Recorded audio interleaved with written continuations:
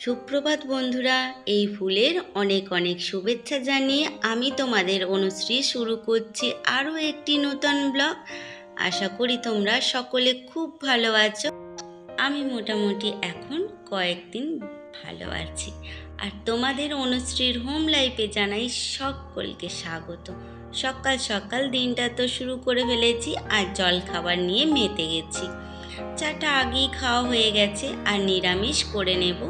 আলুর চচ্চড়ি কারি পাতা দিয়ে করব। তেলের ওপরে দিয়েছিলাম সর্ষে জিরে ফোড়ন, তার উপরে কারি পাতা, কাঁচা লঙ্কা আর আলুগুলো সিদ্ধ করে রেখেছিলাম। হালকা করে হাতে করে ম্যাশ করে নিয়ে দিয়ে দিলাম পরিমাণ মতো দিলাম লবণ আর দিয়ে দিলাম হলুদ গুঁড়ো। ব্যাস এইটুখানি দিয়ে এবার ভালো করে কিন্তু কষিয়ে নেব।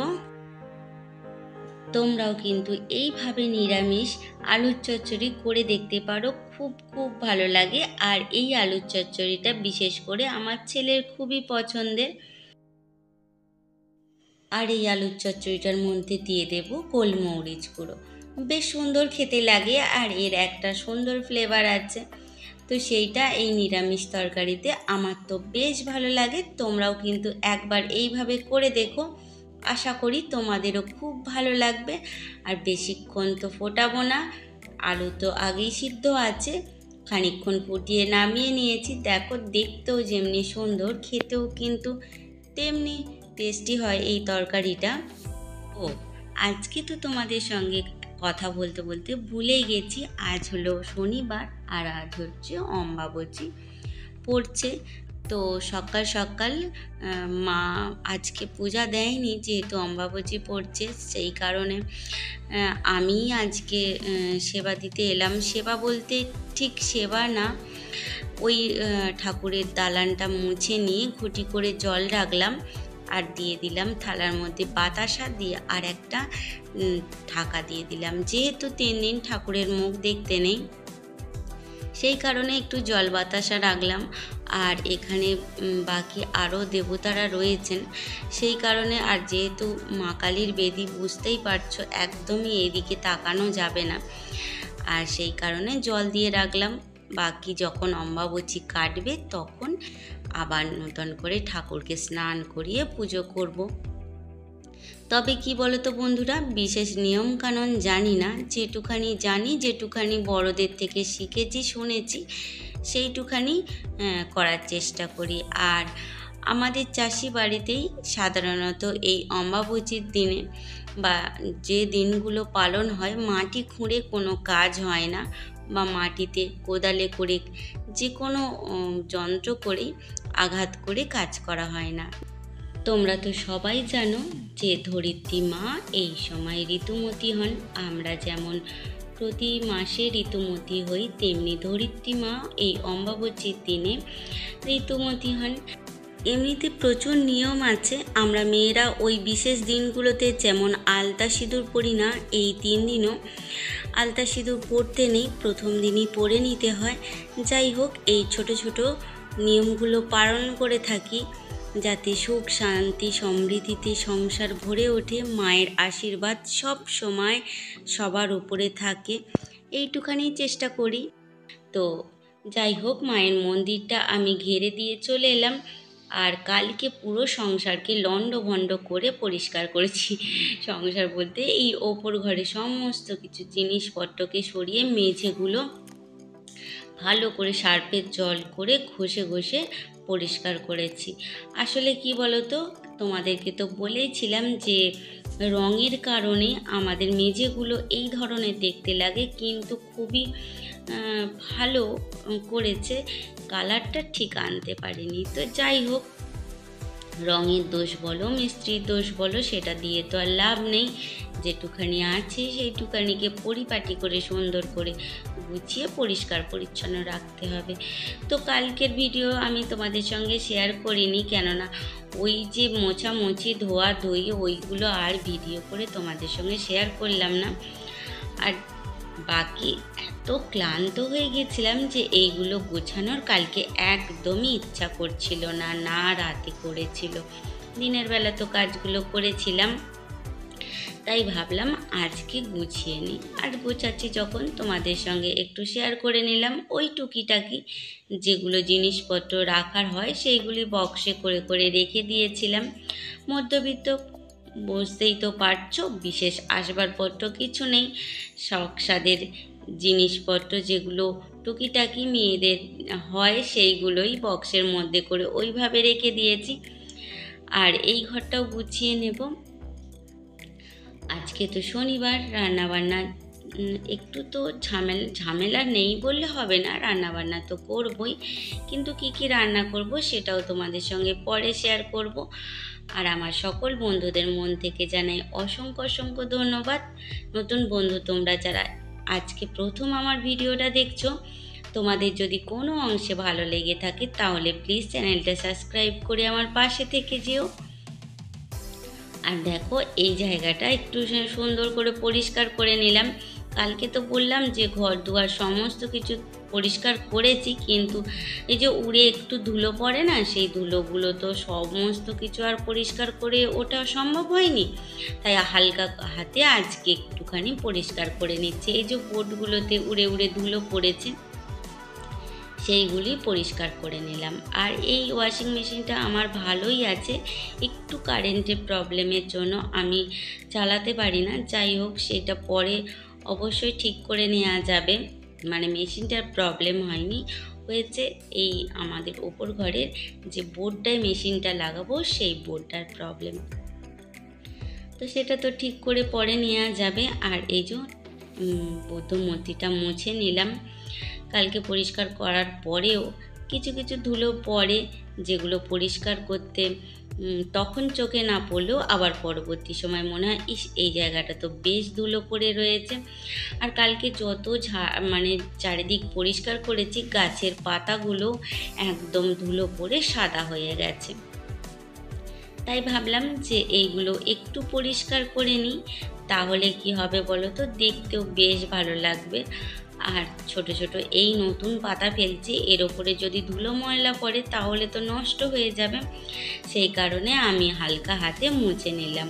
আর এই ঘোড়াটা তো আমি আগেই করেছিলাম, তোমাদের সঙ্গে শেয়ার করেছিলাম, সেটাও একটু পরিষ্কার করে নিলাম। নিজের হাতের তৈরি তো নষ্ট হয়ে যাবে সেই ভয়টা তো রয়েইছে মনের মধ্যে। আর এই ফুলটা কি বলো তো তোমরা দেখি, না আমি বলে দিচ্ছি, এটা হলো গন্ধরাজ টগর। এই ফুলটার খুব সুন্দর সেন্ট, একদম গন্ধরাজ ফুলের মতো, কিন্তু এটা হলো টগর ফুল। এই গাছটা রয়েছে আমাদের খামারে বাইরের দিকে, একদম যে দিকটা আমবাগান আছে ওই দিকটাতে। তো একটা ফুল ফুটেছিল, আমি নিয়ে চলে এসেছি, যেহেতু ঠাকুর পুজো হবে না, শুকনো হয়ে নষ্ট হয়ে যাবে, সেই কারণে ভাবলাম যে এখানে বুদ্ধদেবের কাছে দিয়ে দেব। আর ফুলটা এত সুন্দর সুগন্ধ আর এত সুন্দর দেখতে যে তোমাদেরকে বলে বোঝাতে পারবো না। আর একটা কথা বলছি বন্ধুরা, আজকে ভিডিওটা একটুখানি বড় হয়ে গেছে। সাধারণত আমি এত বড় ভিডিও দিই না, তবুও তোমাদের যদি সম্ভব হয় তাহলে আমার পাশে থেকো। আর এই যে জলের মধ্যে ফুলটা দেবো, যেহেতু ডান্ডিটা একটু লম্বা, সেই কারণে আজকে আর ওই বড় প্লেটটার মধ্যে দিলাম না, এই ছোট্ট কাচের বাটিটার মধ্যেই এইভাবে ফুলটা দিলাম। আর আজকে এইভাবে দিলাম, কেমন লাগছে তোমরা অবশ্যই কমেন্টে জানিও। যদিও কোনো বন্ধু এই পর্যন্ত আমার সঙ্গে থেকে থাকে তাহলে অবশ্যই বলতে পারবে। যাই হোক, তো আমার তো বেশ ভালো লাগছে।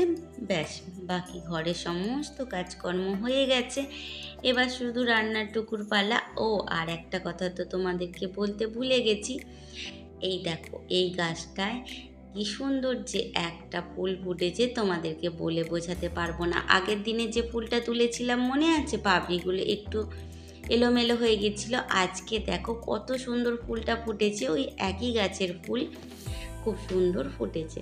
দেখো চারিদিকটা তোমাদের সঙ্গে একটু শেয়ার করে নিচ্ছি, যে যতটা পেরেছি পরিপাটি করে মোটামুটি কাজগুলো সেরে নিয়েছি। আর এই যে জায়গাটা তোমাদেরকে দেখাচ্ছি, দেখো এই জায়গাটা না আমি যখন ঘরগুলো রং হয় বা বাকি আর্টিস্ট এসেছিল ভিতরে বেডরুম দুটো ড্রয়িং করেছিল, তো তখন এটা বায়না করে করেছিলাম। একটা বাঁশ ঝাড় যার মধ্যে বাঁশ পোকা আর এ সমস্ত কিছু ছিল। যাই হোক, রান্নাবান্না করতে চলে এসেছি। আজকে করে নেব পটল ভাজা আর করে নেব সয়াবিনের তরকারি। তোমরা হয়তো বলতেই পারো যে আজকে পেঁয়াজ আর রসুন দিয়ে অনুশ্রীদি কীভাবে রান্না করছো, তুমি তো শনিবার করো। হ্যাঁ, আমার জন্য সিদ্ধ ভাত তো আগেই করে সরিয়ে নিয়েছি। আর যেহেতু ছেলে আছে, ও না সয়াবিনটা খেতে খুব ভালোবাসে, সেই কারণে একটু সয়াবিন করলাম। আর হোস্টেলে যখন থাকে এই নিরামিষ আমিষ এর কোনো তো ব্যাপার থাকে না, সেই কারণে ওর জন্য করলাম। তো বেশি খুব একটা তামঝাম করে করিনি, সরু সরু করে আলু কেটে নিয়েছি। সয়াবিনগুলো আগেই গরম জলে ভিজিয়ে আর জল চিপে ফেলে দিয়েছিলাম, এই যে হালকা করে ভেজে নিলাম। জানি তোমরা অনেকে অনেক সুন্দর সুন্দর করে রান্না করো, তো আমি আজকে কিভাবে রান্না করলাম সেইটুখানি শেয়ার করছি। দেখো, তেজপাতা, গোটা শুকনো লঙ্কা আর জিরে ফোড়ন দিয়েছিলাম, বেশ অল্প করে দিয়ে দিলাম রসুন কুচি আর দিয়ে দেব পেঁয়াজ কুচি। একটু ভাজা ভাজা হয়ে গেলে এর মধ্যে দিয়ে দেব আদা বাটা আর পরিমাণ মতো লঙ্কা গুঁড়ো, হলুদ গুঁড়ো দিয়ে ভালো করে কষিয়ে নেব। দেখো বন্ধুরা, মশলাটা আমার খুব সুন্দর করে কষানো হয়ে গেছে। এই সময় দিয়ে দেব সয়াবিনগুলো যেগুলো ভেজে রেখেছিলাম। ব্যাস আর কি, ভালো করে কষিয়ে নিয়ে পরিমাণ মতো জল দেব যাতে আলুগুলো সিদ্ধ হয়ে যায়, আর নাড়াচাড়া করে নামিয়ে নেব। আজকে আর কিছু করব না। আর দুধ আছে, গরম করে নিলে আমার সিদ্ধ ভাত, আলু সিদ্ধ দুধ দিয়ে ভাত খাওয়া হয়ে যাবে। তো এই জন্য জল ঢেলে দিলাম, দিয়ে ভালো করে কষিয়ে একটুখানি শুকনো শুকনো করে নামিয়ে নেব। বেশ কিছুক্ষণ পরে দেখো ফিরে এলাম, তরকারিটা আমার প্রায় হয়ে গেছে, শুকনো শুকনো করে নামিয়ে নিচ্ছি। দুপুরে এই দিয়েই খাওয়া দাওয়া হয়ে যাবে। তাহলে চলো বন্ধুরা, দেখা হচ্ছে আবার বিকেলে। আর এই যে বিকেলবেলা আমাদের দুটো ছোট্ট ছোট্ট সোনামণি রয়েছে, তাদেরকে একটু খেতে দিচ্ছি। কিন্তু দিলে কি হবে, দেখো ভীতু প্রাণ ওখানে বসে আছে চুপটি করে। যদি ধরে ফেলার ভয় নয়, আমি হাত দিয়ে খেতে দিলাম সেটা কোনো ব্যাপার না। ওই যে হাতে ফোনটা আছে, ভাবছে কি না কি বস্তু নিয়ে চলে এসেছে, সেই কারণেই একটু ভয় পাচ্ছে। আর খিদেও পেয়ে গিয়েছিল, দেখো কেমন টুকটুক করে নেমে আসছে খাওয়ার জন্য। তো বিকেলবেলা একটুখানি এই রকম ধান দিয়ে দিলে তো ওরা সুন্দরভাবে খেয়ে নেয়, কেননা সারা রাত পড়ে রয়েছে। অবশ্য খাবার দেয়া থাকে, কিন্তু রাত্রেবেলা বিশেষ একটা খাওয়া দাওয়া ওরা করে না। তাহলে চলো বন্ধুরা, ভিডিওটা আজকে আমি এই পর্যন্তই রাখি। দেখা হবে আবার নতুন একটা দিনে নতুন একটা ব্লগে। খুব ভালো থেকো, আর অবশ্যই অনুশ্রীর হোম লাইফে ফিরে এসো।